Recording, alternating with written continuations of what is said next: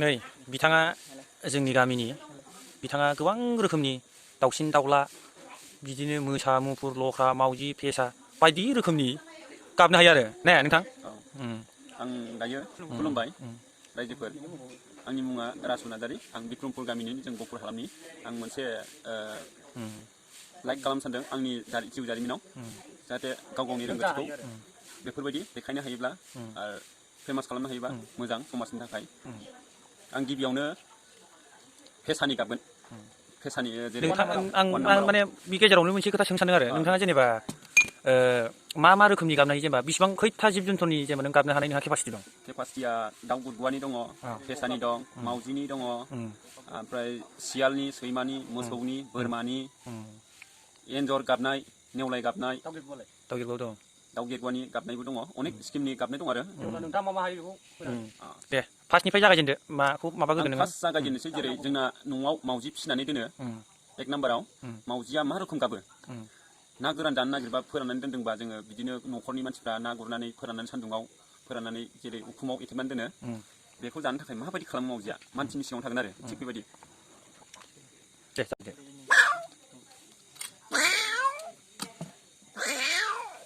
बिदि होनग्रोयो आरो बे जेनेबा ना गोरान जानो नागिरबा ना ना गोरान जानो नागिरबा मानसिनि सिगाङाव माने भद्रथा देखायो आरो बदरथाय बिदि गाबो आरो गाबफिनलाय खनसे बेबायदि बदरथाखौ बिदि होनगोन आरो बिनि उनाव हराव जागोन बुन्दा बुन्दि फैगोन अरलायफ्लानानै माने बेलेगथिं खारलांनानै अखानायैनो नों सान्द्रियाव नायफैदो ना गोरानखौ मासो मोनला ओरै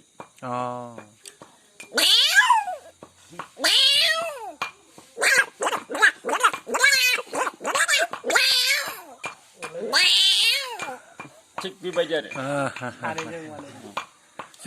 दानिया जाबाय बे जोब्बाय दाउ गुदगुवानि जेरै जरा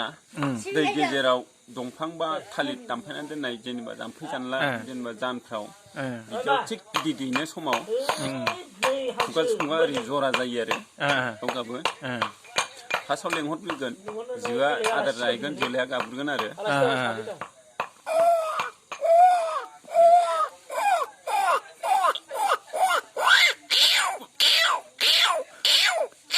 बेबायदि गाबो आरो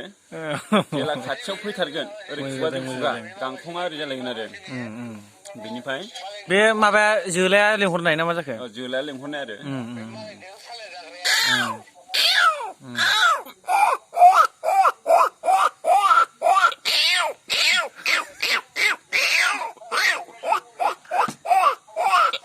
बिदि आरो थिगानो बिनिफ्राय मोजां जादों दे फेसाया मोननै रोखोम गाबो आरो बे फेसा बिगिनि देखायनायबो दङ ओमफ्राय गाव उन्दुलांनोसैयाव माबायदि गाबो बिलांनायाव माबायदि गाबो फार्स्टआव माखौ गाबग्रोगोन फेसा जिखुनु फेसानि आरो उन्दुनोसैखौ गाबगोन ना ओरैनो जेनेबा मा बिगिनि देखायनाय उन्दुनानै थेन्थ'नाय समाव आरो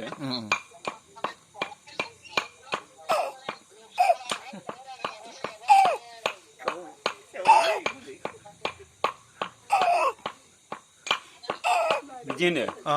उन्दुनि सायाव थेन्थ'नानै ओरै आरो मोनसेया जाबाय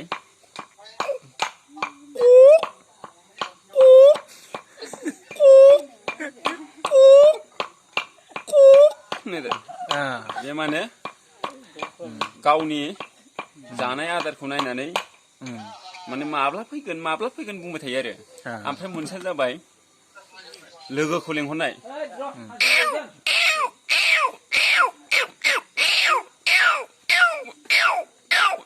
बिदि होनो आरो बे लोगोखौ लेंहरनाय ओमफ्राय दानियाथ' फेसानि जोब्बाय दाउ गुरगुवाना जोब्बाय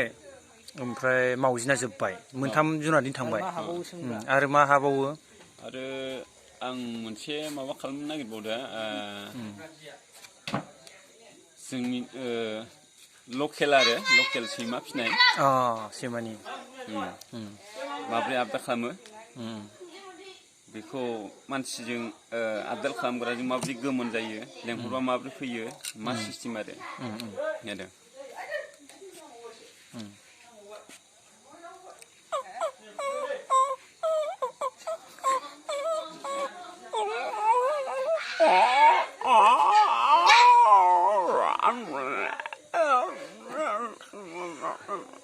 नै बिदिनो आरो जाय फिसिग्रा मानसिया बेजों आरो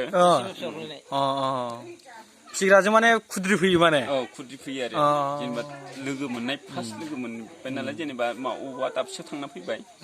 बे फिसिग्रा मानसिया फैबाय नालाय नुनाय लोगो लोगो आरो माने बेखौ अननाय होनाय मोननायखाय बेनो गावनि अननायखौबो फिन जासिफिनो आरो बेबायदि ओमफ्राय गोजां बोथोरनि मोनसे दङ बेबो सैमानिनो मानो गाबो होनब्ला गावनि देहाखौ स्ट्रं खालामनो थाखाय होसिख्रावनानै गाबो आरो बे सैमाया गोजांबाय बिसोरनोथ' जि जोमथ' फिननो हाया नालाय जेरै जिगाब दङ जोङो जिगाब मोनबासो जिगाबाव उन्दुनो हाबाय बा अबावबा दाखोर दाला गारसोनाय दङ बाव गुदुं उन्दुनो हाबाय बा अर सायनो बिनि हांगाराव उन्दुबाय थिग बेबायदि मोनालासिनो गावबागाव न'आवथ' खायफा स्ट्रं जेनेबा न' सिङावल' अर सायो बा गुदुं माबायो बाहेरायाव मानाय जायाना थिग बेयाव गोजांनाय मोननानै सैमाया माबोरै गाबो होनबा गावनि देहाखौ स्ट्रं खालामनो थाखाय थिग नैबेबायदि आरो गरम खालामनाय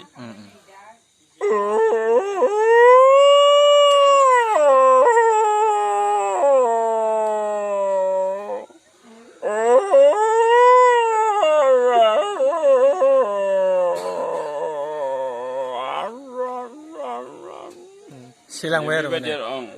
माने देहा गुदुं जायो आरो बेबायदि थिग सियालना बैयाव सोरनावबा अबावबा दाउ बायदिसिना दं बाव खावहैगोन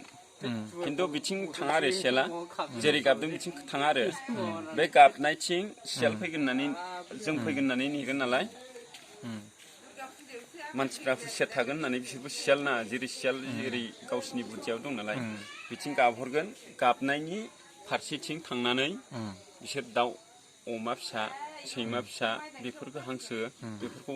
खावनानै लायो आरो थिग गाबसिगोन बेबायदि सियालनि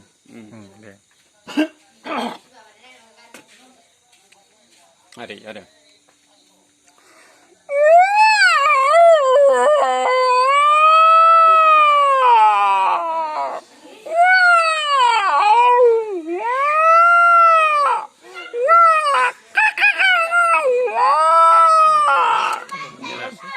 बिदि समावनो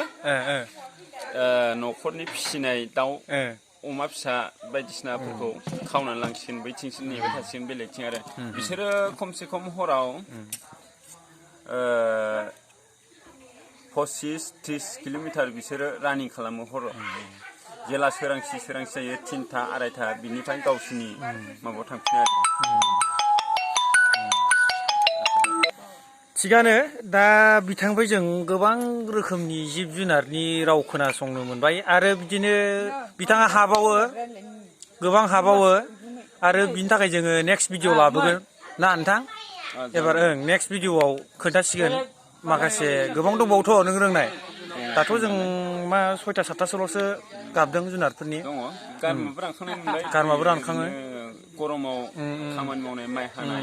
बिथांनि बेबायदि टेलेन्टखौ नुनानै जोंबो माने दा बिराद गोसोआव गोजोननाय फैदों आरो नोंथांमोनाबो माने बिथांनि टेलेन्टखौ एसे मटिभेट खालामदो एसे लाइक शेयार साबस्क्राइब खालामनानै आरो बिथांखौ एसे गोसो गुदुं खालामदो जाहाथे बिथाङा बिदिनो आरोबाव मोजाङै मोजां नाम खालामलांनाथों जाहाथे बर'निफ्राय सासे जोंहाबो बेबायदि दं गाबग्रा जिब जुनारनि आवाजखौ गावनि गारांजों बोनो हाग्रा जाहाथे उनावबो माने एसे नोंथांमोननि सापर्ट मोनोबा जौगानायनि लामाखौ जों नुहुरदों एसेखौनो बुंनानै दोनथ'बाय खोमा दे एसे माबा खालामदो बिदाय लादो दे बाय उनाव नुगोन नेक्स्ट भिडिअ लाबोसिगोन आरो जों मानसि गथ' गाबनाय मानसिफोरनि